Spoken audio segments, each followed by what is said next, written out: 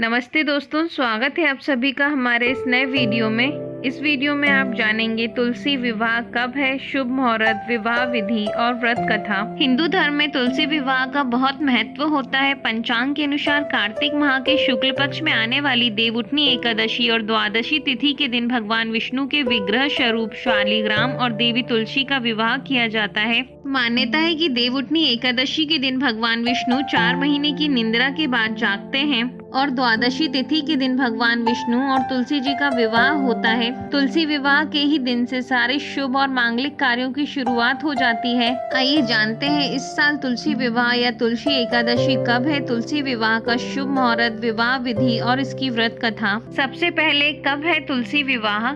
इस साल 23 नवंबर 2023 को देवउठनी एकादशी है। इसके एक दिन बाद यानी 24 नवंबर 2023 को तुलसी जी का विवाह होगा। तुलसी विवाह के बाद से ही शादी विवाह आदि के शुभ मुहूर्त शुरू हो जाते हैं। तुलसी विवाह के दिन लोग अपने घरों में तुलसी जी और शालिग्राम का विवाह रचाते हैं। ऐसा करने से व्यक्ति के भाग्य में वृद्धि होती है और उसके दाम्पत्य जीवन में खुशियां बनी रहती हैं, सारी मनोकामनाएं पूरी होती हैं और संतान सुख का भी वरदान मिलता है। तुलसी विवाह का शुभ मुहूर्त। तुलसी विवाह कार्तिक मास के शुक्ल पक्ष की द्वादशी तिथि के दिन किया जाता है। हिंदू पंचांग के अनुसार कार्तिक शुक्ल द्वादशी तिथि 23 नवंबर 2023 को शाम 5:09 से प्रारंभ होगी और 24 नवंबर शुक्रवार की शाम 7:45 पर समाप्त होगी। तुलसी विवाह के लिए अभिजीत मुहूर्त 24 नवंबर 2023 शुक्रवार की सुबह 11:43 से दोपहर 12:26 तक रहेगा। वहीं तुलसी विवाह के लिए विजय मुहूर्त 24 नवंबर 2023 को शुक्रवार की दोपहर 1:54 से दोपहर 2:38 तक रहेगा।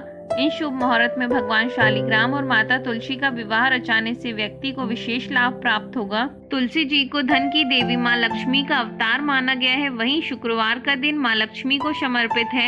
इस साल तुलसी विवाह 24 नवंबर शुक्रवार के दिन होगा। ऐसे शुभ संयोग में अपने घर में शालिग्राम तुलसी विवाह रचाने से व्यक्ति को अपार धन और सुख समृद्धि की प्राप्ति होगी। आइए अब जानते हैं तुलसी विवाह पूजा विधि।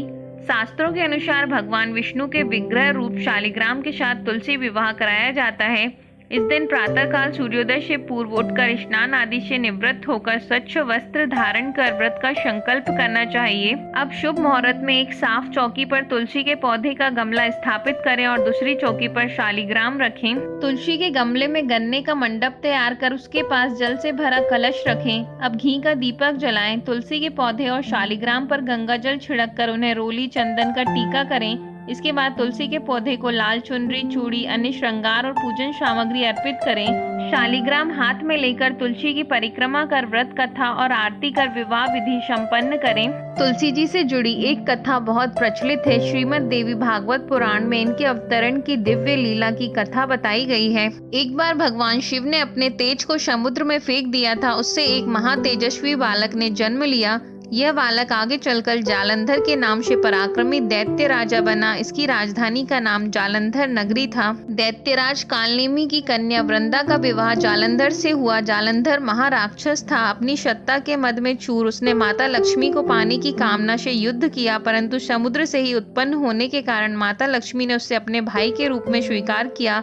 वहां से पराजित होकर वह देवी पार्वती को पाने की लालसा में कैलाश पर्वत पर गया। भगवान देवाधिदेव शिव का ही रूप धरकर माता पार्वती के समीप गया, परंतु मां ने अपने योग बल से उसे तुरंत पहचान लिया तथा वहां से अंतर्ध्यान हो गईं। देवी पार्वती ने क्रुद्ध होकर सारा वृतांत भगवान विष्णु को सुनाया। जालंधर की पत्नी वृंदा अत्यंत पतिव्रता स्त्री थी। उसी के पतिव्रत धर्म की शक्ति से जालंधर न तो मारा जाता था और न ही पराजित होता था। इसलिए जालंधर का नाश करने के लिए वृंदा के पतिव्रत धर्म को भंग करना बहुत जरूरी था। इसी कारण भगवान विष्णु ऋषि का वेश धारण कर वन में जा पहुँचे, जहाँ वृंदा अकेली भ्रमण कर रही थी। भगवान के साथ 2 मायावी राक्षस भी थे, जिन्हें देखकर वृंदा भयभीत हो गई। ऋषि ने वृंदा के सामने पल में दोनों को भस्म कर दिया। उनकी शक्ति देखकर वृंदा ने कैलाश पर्वत पर महादेव के साथ युद्ध कर रहे अपने पति जालंधर के बारे में पूछा। ऋषि ने अपने माया जाल से 2 बानर प्रकट किए। एक बानर के हाथ में जालंधर का सिर था तथा दूसरे के हाथ में धड़। अपने पति की यह दशा देखकर वृंदा मूर्छित होकर गिर पड़ी। होश में आने पर उन्होंने ऋषि रूपी भगवान से विनती की कि वह अपने पति को जीवित करें। भगवान ने अपनी माया से पुनः जालंधर का सिर धड़ से जोड़ दिया, परंतु स्वयं भी वह उसी शरीर में प्रवेश कर गए। वृंदा को इस छल का जरा भी आभास न हुआ। जालंधर बने भगवान के साथ वृंदा पतिव्रता का व्यवहार करने लगी, जिससे उसका अस्तित्व भंग हो गया। ऐसा होते ही वृंदा का पति जालंधर युद्ध में हार गया। इस सारी लीला का जब वृंदा को पता चला तो उसने क्रुद्ध होकर भगवान विष्णु को शिला होने का श्राप दे दिया तथा स्वयं सती हो गई। जहाँ वृंदा भस्म हुई वहाँ तुलसी का पौधा उगा। भगवान विष्णु ने वृंदा से कहा, हे वृंदा, तुम अपने सतीत्व के कारण मुझे लक्ष्मी से भी अधिक प्रिय हो गई हो। अब तुम तुलसी के रूप में सदा मेरे साथ रहोगी। जो मनुष्य भी मेरे शालिग्राम रूप के साथ तुलसी का विवाह करेगा उसे इशलोक और परलोक में विपुल यश प्राप्त होगा। जिस घर में तुलसी होती है वहाँ यम के दूत भी असमय नहीं जा सकते। गंगा व नर्मदा के जल में स्नान तथा तुलसी का पूजन बराबर माना जाता है।